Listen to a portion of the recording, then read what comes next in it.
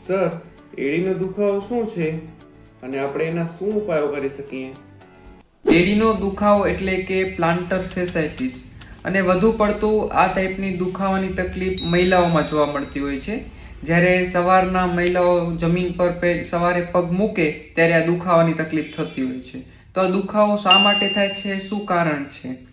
તો પગમાં એડીના ભાગથી કરી અને આગળ પંજાના ભાગ સુધી ફેસિયા આવેલો હોય છે, જેમાં કોઈ પણ કારણોસર સોજા આવી જાય તો જ્યારે પગ જમીન પર પહેલી વખત મૂકવામાં આવે તો ત્યારે એનામાં દુખાવાની તકલીફ થતી હોય છે.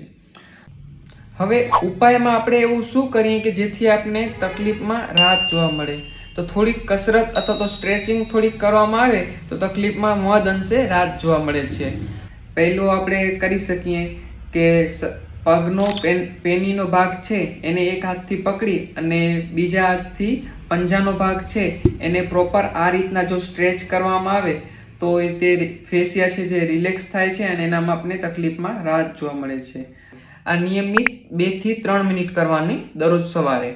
પ્લસ બીજી કસરત છે કે જેનામાં પગના તળિયાના ભાગ છે તે જગ્યાએ સરસોનું તેલ લગાડી અને પ્રેશર આપીને દબાણપૂર્વક અંગૂઠાને મદદ વડે જો આપણે કસરત કરવામાં આવે, મતલબ કે માલિશ કરવામાં આવે તો પણ દુખાવામાં રાહત જોવા મળતી હોય છે. પ્લસ થોડુંક આપણે ચેન્જીસ કરીએ આપણી લાઈફસ્ટાઈલમાં, મતલબ કે જે હાઈ હીલ શૂઝ પહેરતા હોય તો તે થોડોક સમય અવોઇડ કરી અને પોચા શૂઝ ઘરમાં પણ પહેરી રાખવાનું રાખે તો તે તકલીફમાં મહદ અંશે સારું જોવા મળતું હોય છે. પ્લસ ઠંડા પાણીનો અને ગરમ પાણીનો અલ્ટરનેટ શેક કરી શકે છે જેથી તે દુખાવો ઓછો થાય છે અને તેનો સોજો ઓછો થાય છે, જેથી દુખાવો પણ ઓછો થાય છે.